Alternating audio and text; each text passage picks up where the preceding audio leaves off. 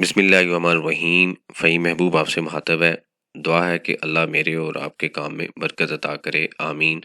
आज का जो टॉपिक है सिंगल सेल टैक्स रिटर्न के ऊपर हम काफ़ी स्टेप बाय स्टेप सारी चीज़ें देख रहे हैं। तो आज जो टॉपिक है इसमें हम नेक्स्ट ए देखेंगे कि नेक्स्ट ए की जो इनवाइस है हमने कैसे एंटर करनी है और किस तरीके से हमने उसको सेलेक्ट करना है।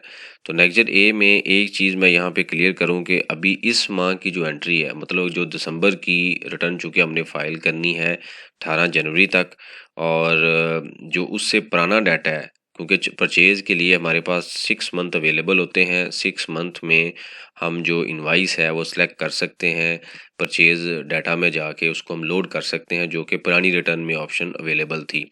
इस रिटर्न में भी अवेलेबल है, लेकिन पिछला जो डाटा है नवंबर से ऑनवर्ड, यानी कि नवंबर तक की जो परचेज़ है वो अभी तक इस सिस्टम में रिपोर्ट नहीं हो रही।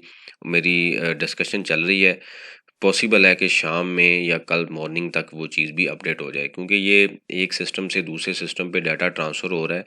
तो उसके लिए कुछ ऐसी चीज़ें हैं जो टाइम ले रही हैं, और ये इसके पीछे बल्क डाटा है। और सारा चूँकि पूरा जो पाकिस्तान है, पूरी कंट्री है, सब जो बिज़नेस हैं यहाँ पे रिटर्न फाइल करते हैं, तो इसलिए ये डाटा क्वांटिटी थोड़ी नहीं है। तो उनकी टीम्स काम कर रही हैं और हमें इंशाल्लाह जो वेबसाइट मिलेगी पूरी फुल एंड फ्लेज ही मिलेगी, और ये वैसे ही वर्क करेगी, बल्कि उससे अच्छा काम करेगी जैसे इससे पहले वेबसाइट काम कर रही थी।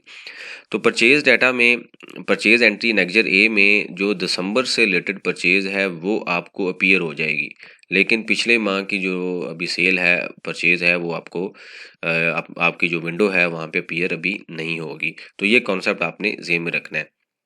तो ये मैंने आपके सामने एक इनवाइस है, ये मैंने इनवाइस एंटर की। अगर मैं इसको व्यू करूँ तो मैं आपको व्यू दिखा देता हूँ कि व्यू में जाके हम इसको देखें तो हमने एक इनवाइस एंटर की जो एक टैक्स पेयर ने दूसरे टैक्स पेयर को चीज़ें सेल की हैं। तो इसमें सिंपल वही चीज़ें हैं जो इनवाइस मैनेजमेंट में जाके हम पहले करते रहे। अगर आपको है तो मैं दोबारा यहाँ पे एंट्री कर देता हूँ, ताकि जो कॉन्सेप्ट है हमारा रिवाइज हो जाए। तो ये इनवाइस मैनेजमेंट के टाइप में मैं गया, वहाँ पे मैंने जाके जो सेल डाटा है, यानी कि सेल मैनेजमेंट है, सेल लेजर है, उसको मैंने क्लिक किया। जैसे ही मैंने क्लिक किया तो ये मेरे सामने एक इनवाइस आ रही है। उससे पहले ये मैंने एंट्री की हुई है, ठीक है। और ये एंट्री हमने क्या की है मैं यहाँ पे आपको दिखा देता हूँ। ये एंट्री हमने की है कि सिंपल ये जो फॉर्म था, ये हमने सिंपल ये फॉर्म फिल किया, ठीक है। और इसमें सारी जो चीज़ें थी ये मैंने एनटीएन लिखा। अच्छा, यहाँ पे एक चीज़ आपने याद रखनी है, एनटीएन जो होता है वो चेक डिजिट, यानी कि लास्ट जो 2 डिजिट है जिसमें चेक भी इंक्लूड है। मतलब ये एनटीएन है 38089009। तो ये डैश से पहले पहले आप लिखेंगे तो फिर आपका डाटा सही आएगा, वो यहाँ पे रजिस्टर्ड भी क्लिक करेगा। अगर आप डैश के साथ लिखेंगे तो वो आपका जो एनटीएन है वो उसको एक्सेस नहीं करेगा, रिकगनाइज नहीं करेगा। तो ये सारी चीज़ें मैंने सेलेक्ट की। लिखने के बाद मैंने यहाँ पे डाटा एंटर कर दिया। एंटर करने के बाद अच्छा, ये जो एक कंपनी ने कंपनी बी को चीज़ें सेल की हैं, तो अब हम कंपनी बी को लॉगिन करते हैं।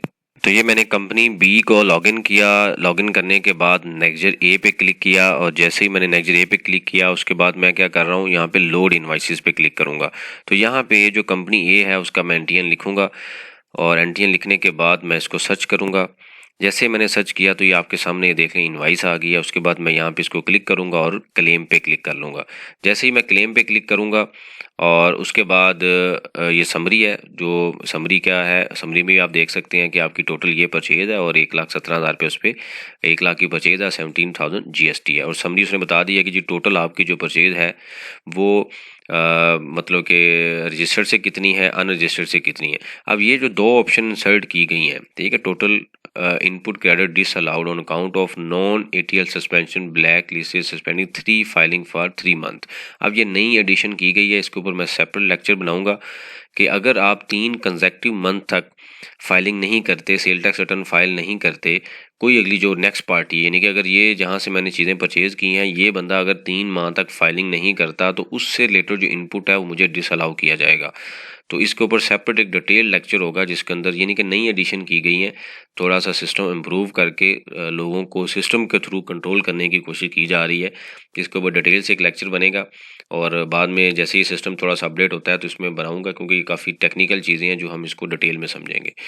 अच्छा, ये मैंने करने के बाद इसको मैंने यहाँ पे लोड किया, यानी कि इसको सेलेक्ट किया, और जैसे ही मैं इसको मतलब इसको आप टोटल इन्वाइसेस हैं तो यहाँ पे आप सेलेक्ट करें और लोड मैंने इन्वाइसेस पे क्लिक किया। और उसके बाद क्या हुआ कि जी मैं दोबारा अपने मेन डाटा पे आता हूँ, जो मेरा मेन डाटा का फ़ोल्डर है। तो मेन फ़ोल्डर जो है वो सेल टैक्स क्रेडिट वाला, यहाँ पे आके मैंने कैलकुलेट पे क्लिक किया तो ये आपके सामने परचेज़ आ गई। डोमेस्टिक परचेज़ 1 लाख से परचेज़ हुई है, 1 लाख से परचेज़ हुई है और 17,000 उस पर जीएसटी है। ये बिल्कुल वही फॉर्म है जो पुरानी रिटर्न में है। 7A 7B सारी वही चीज़ें हैं, जस्ट क्या हुआ है थोड़ी सी अपीयरेंस चेंज हुई है। तो इसको कोई इतनी टेंशन नहीं लेनी, कोई परेशानी वाली कोई डिस्कस इसमें नहीं है कि पता नहीं ये क्या नई चीज़ है। ऐसी कोई चीज़ नहीं है। स्टेप बाय स्टेप आप देखते जाएं, इंशाल्लाह सारी चीज़ें कवर्ड होंगी और इसी तरीके से हम इसको सीखेंगे। तो ये करने के बाद जनाब आपने क्या करना है कि इन जो आपकी परचेज़ है वो आपकी रेडी हो जाएगी और परचेज़ आप लेंगे। लेकिन इसमें जैसे मैंने अभी डिस्कशन की है कि नेक्स्ट ए में जाके जब आप क्लिक करेंगे तो अगर पिछले माह का कोई इन्वाइसेस हैं तो वो आपको रिपोर्ट नहीं होंगी। मतलब इससे रिलेटेड अगर फॉर एग्जांपल हम ये करें कि मैं ये इसी का एनटीएन लिखता हूँ और मैंने पिछले माह जो मेरी कुछ इन्वाइसेस थी, मैं इवन डेट भी इसको अगर दूँ तो वो उसकी रीज़न ये है कि ये शो तो कर रहा है कि आप 6 माह तक ले सकते हैं, क्योंकि मंथ अनेबल है। ये आपके सामने है, सेल में नहीं है लेकिन परचेज में अनेबल है। इसका मतलब ये है कि ये श्योर बात है कि इसके ऊपर वर्किंग जारी है, काम हो रहा है। तो ये डाटा नहीं शो कर रहा। हो सकता है कुछ टाइम के बाद इस पे अपडेट आ जाए तो फिर मज़ीद मैं आपको इस पे गाइड करूँगा, एक्सप्लेन करूँगा कि जो पिछली रिटर्न है 190, क्योंकि 180 डेज़ तक हमारे पास टाइम होता है। तो हमारी जो पिछले माह लोगों ने क्लेम नहीं की अक्टूबर में, नवंबर में, सितंबर में, तो वो हमारे पास चूँकि 180 डेज़ का टाइम है तो हम 180 डेज़ के अंदर क्लेम कर सकते हैं। लेकिन अभी सिर्फ करंट मंथ यानी कि दिसंबर का डाटा शो हो रहा है, उससे पीछे शो नहीं हो रहा। तो इस तरीके से आप जो अगर जो जिन लोगों की पुरानी रिटर्न नहीं है, पुरानी परचेज़ नहीं है, तो वो तो इस तरीके से करके इसको सेलेक्ट करके इसको मतलब इसके ऊपर फर्दर जो प्रोसेस है वो कर सकते हैं।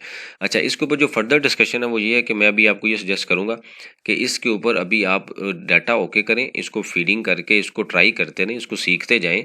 यानी कि इसके ऊपर आपका हैंड्स ऑन एक्सपीरियंस होना चाहिए, लेकिन इसको अभी सबमिट ना करें। नंबर 1 तो ये सबमिट नहीं होगी अभी, क्योंकि इसमें अभी काफ़ी चेंजिंग्स हो रही हैं।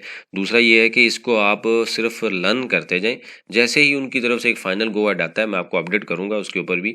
तो उसके बाद हम इसके ऊपर स्टेटमेंट फाइल करेंगे। जब फाइनल हो जाएगा तो फिर सारे हेड जो स्टेप बाय स्टेप मैनेजर हैं, ई है, किसने फाइल करना है, के किसने, जे है, ये सारी चीज़ें स्टेप बाय स्टेप हम सीखेंगे अपॉन जो उसकी रिलेटेड रिकन्सिलेशंस हैं और किस तरीके से इसमें क्या चेंजिंग है। जैसे अभी मैंने एक बताया कि 3 माह तक अगर रिटर्न को आपका जो सेलर है पर फाइल नहीं करता तो उसके ऊपर जो पेनल्टी है वो आपको होगी, यानी कि जो बायर है उसके ऊपर होगी। तो 108 बी जो सेक्शन था अनरजिस्टर्ड मार्जिन वाला, उससे रिलेटेड ये चीज़ें सेल टैक्स में भी की जा रही हैं। लेकिन उसके ऊपर एक सेपरेट डिस्कशन होगी, एक प्रैक्टिकल लेक्चर होगा जिससे हमारा जो कॉन्सेप्ट है वो क्लियर होगा। एक आपसे ये फर्दर रिक्वेस्ट है कि जब भी आप मैसेज करें तो कोशिश किया करें कि आप इस तरीके से व्हाट्सएप पे जो रेलिवेंट है वो चीज़ें डिस्कशन करें, क्योंकि इस तरीके से बेशुमार मैसेज आपके सामने है, मेरे लिए बिल्कुल पॉसिबल नहीं होता कि सबको मैं रिप्लाई करूं। मेरा अपना एक स्केड्यूल काफ़ी बिजी है, तो उसी बिजी स्केड्यूल से मैं फिर भी टाइम निकालता हूं और ये आपके सामने लेक्चर जो है आपको अपडेट कर रहा हूं। कोशिश किया करें कि उस लेक्चर से रिलेटेड जो क्वेश्चन है उसी कमेंट्स बॉक्स में मेंशन किया करें ताकि मैं उसका रेलिवेंट आंसर कर सकूं। क्योंकि उसकी रीज़न ये है कि कुछ लोग ऑलरेडी क्वेश्चन पूछ चुके होते हैं और अगर हम उसी कमेंट्स बॉक्स में उसी लेक्चर को फॉलो करेंगे तो मेरे ख्याल में मेरे लिए भी ईजी होगा और आपकी जो अंडरस्टैंडिंग है वो भी ज़्यादा बेहतर होगी। थैंक यू वेरी मच, जज़ाकल्लाह।